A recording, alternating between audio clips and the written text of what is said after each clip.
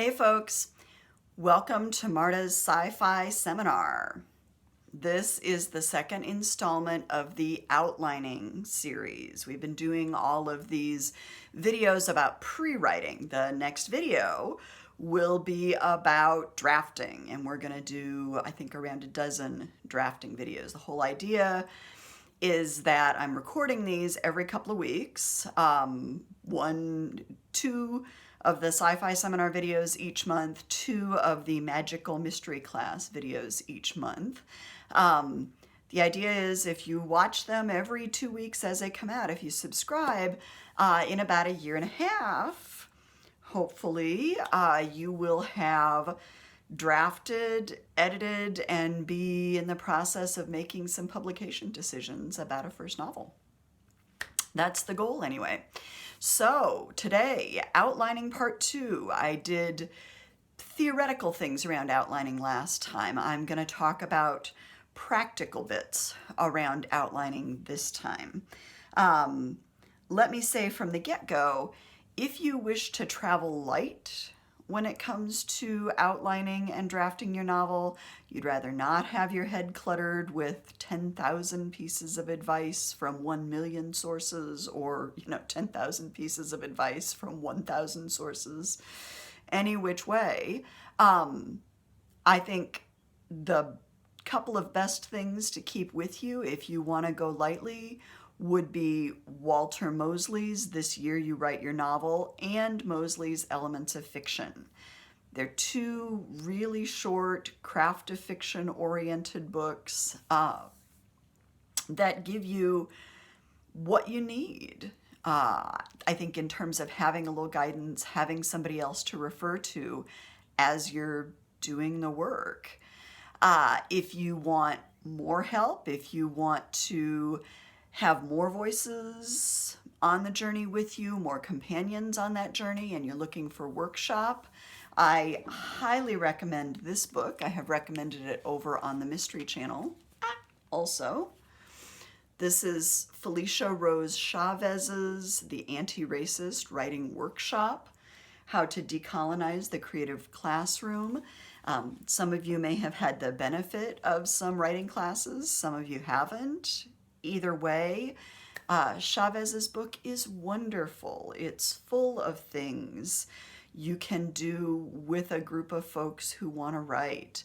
The anti-racist angle is specifically geared at dismantling the standard workshop structures that are, as she says, about control and domination, aligned with white supremacy. I've had some really good workshop experiences, but I've had some really bad workshop experiences. And I'm a white cisgendered writer. I can only imagine for writers of color and for writers from the LGBTQIA plus community how much more difficult and painful the standard workshop setting can be. Chavez is really on to some fantastic things in her book. So if you're looking for companions, I highly recommend reading Chavez's book so you have an idea what workshop can be, rather than just joining one and thinking it's going to be great for you. Read Chavez's book first. Know that it's okay to have expectations entering a workshop, and that the primary expectation needs to be that you're all there to help each other learn and grow. You're not there for gladiatorial combat. I also highly recommend anything organized along the lines of Pat Schneider's Amherst Writers and Artists Workshop Method. Another great way for writers to help nurture other writers. So, if you're traveling light, Mosley's Craft Book. If you want companions, look for workshop, but look for healthy workshop. And I promised tools. Now we shall talk tools. Scrivener is the big one. I have not used Scrivener, but I know that there are plenty of classes out there on how to use Scrivener. Scrivener itself, I think, will cost you around $50, but a class to learn to use Scrivener. And it sounds like you need the class to learn to use the thing. And there are a wide variety of classes offered from a wide variety of sources. It's not just the folks who made Scrivener offering the class on how to use it. Those classes can run you from $50 on up to 200 something. So be aware that Scrivener is a pricier option. From what I understand, it's also a very high structure option for those of you that do want that Scrivener. I've mentioned Evernote, I think, before. I'm not sure if that was on this channel or if that was over on the Mystery channel. I have used Evernote a little bit. I have a friend who is a real devotee. Evernote is not an outlining system in the way that Scrivener is an outlining system. Evernote is a collection of bits system. As you're browsing online, you can stick things away in Evernote, and so then it becomes kind of a multimedia notebook of images and links and bits of articles that you liked. I have used it a little. It's out there. It's a tool. It's available. This is a shout out to my friend Ryan Laws, who suggests the two novel writing apps, Ulysses and Dabble, if you're interested in high-tech outlining options. He also suggests note cards and graph paper if you're interested in low-tech outlining options. I would love to hear from you in the comments. I think Ryan would love to hear from you in the comments if you've got a preference among any of those things as he ventures in through his writing process and is sorting out what works for him. He's expressed a lot of curiosity about what has worked for me and for other writers as well. So I did promise if I could find you a book on outlining that didn't make me crazy, that didn't make me feel trapped, and kind of panicky, that because it was too much structure, that I would let you know. I did not find a book on outlining that felt comfortable to me in that way, but I did find some exciting things. Googling outline your novel in my Kindle, or doing the Kindle search for outline your novel in my Kindle, produced some pretty hilarious results, including Warrior Goddess Training and Empire of Pain. So I thought that was worth sharing. I will say, looking around, though I was not able to find a one clear resource on outlining that I thought, yeah, I can recommend this without hesitation, I did find Janice Hardy's Fiction University website, and I will put this in the notes about the video along with all the other books that I've referenced, as I usually do. What I really liked, Hardy does also have books about outlining and craft of writing in general. What I really liked about Hardy's website is that she has solicited blog entries from multiple writers. There are a lot of different viewpoints about outlining. There are a lot of different options there. No one long text about a particular system. Simply shorter, bullet-pointed blogs and articles that are shorter about different approaches to outlining. She also covers the intuitive versus structured. That would be the pantser, plotter spectrum. I had to laugh. One of her guest bloggers has used the term planzer. You are a planzer if you're somewhere in the middle and don't identify as either end of that plotter, pantser, intuitive, structured spectrum. So check out, and I will have the website in the notes for this video also, but Janice Hardy's Fiction University. Hardy is a young adult writer and award-winning young adult writer, and has done some adult titles as well. For those of you who wonder why I keep looking down, since I've got more specific resources to mention, I have things on little sticky notes here as I talk to you, so I'm looking down at my card table full of sticky notes.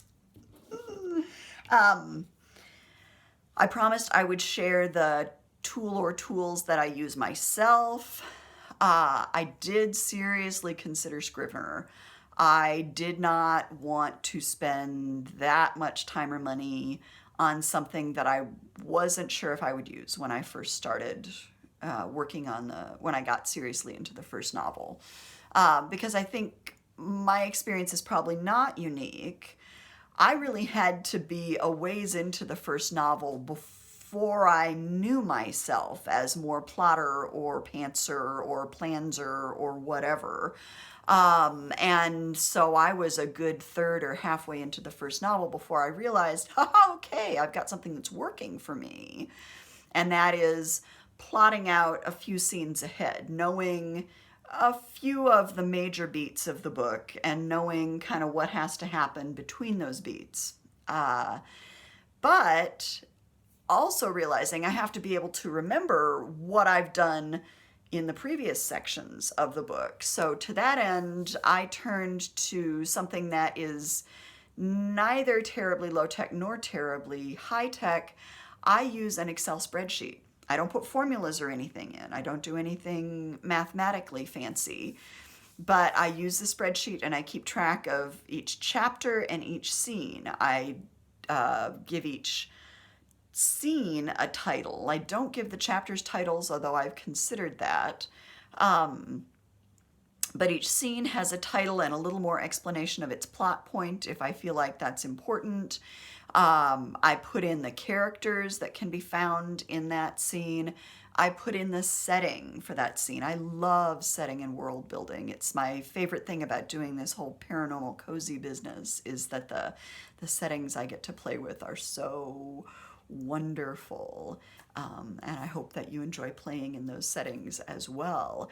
That served me very well for the first novel, into the second novel.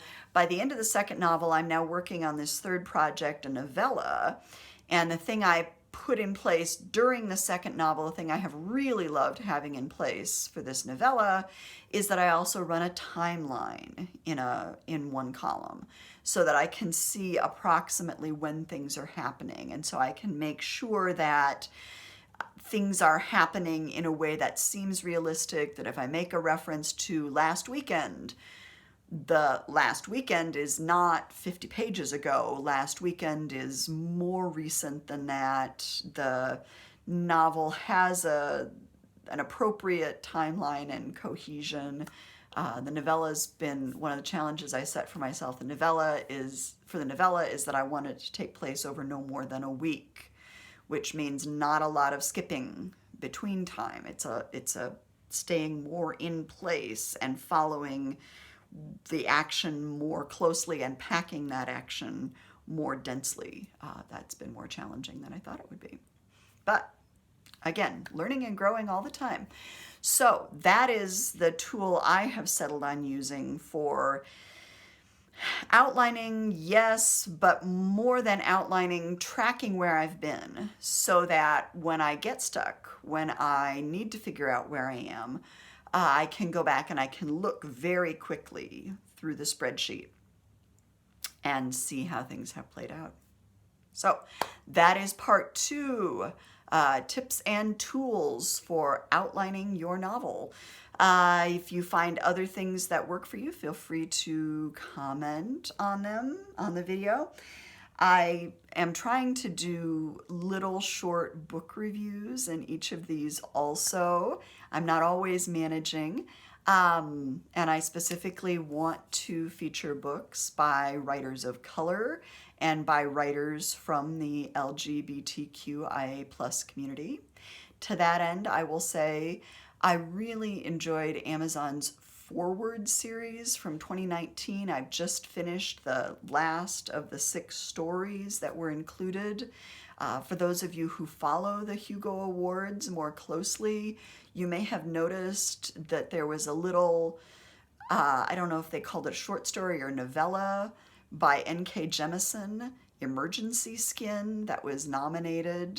And I think I need to check. It may have actually won the Hugo. Jemisin's short story was one of the 6 solicited by Blake Crouch, who curated the series for Amazon. It's part of their Prime reading deal, but it's 6 stories by speculative fiction writers, all in answer to the question, how would it feel to change the world? So Jemison's Emergency Skin is absolutely a standout. The other stories are really fun too. They're available both as ebooks and as audiobooks.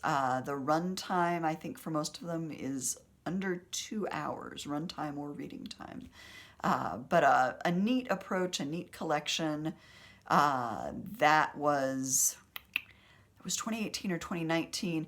The next project Amazon did similarly is all on climate change. It's their Warmer collection, and I have not read those yet, but they are on my to read as I continue to investigate sci-fi short fiction. I do have several sci-fi novels on my to read, and I will be talking about those as we continue. But for now, look at some outlining, do some reading, and be ready next time we start drafting. See you then.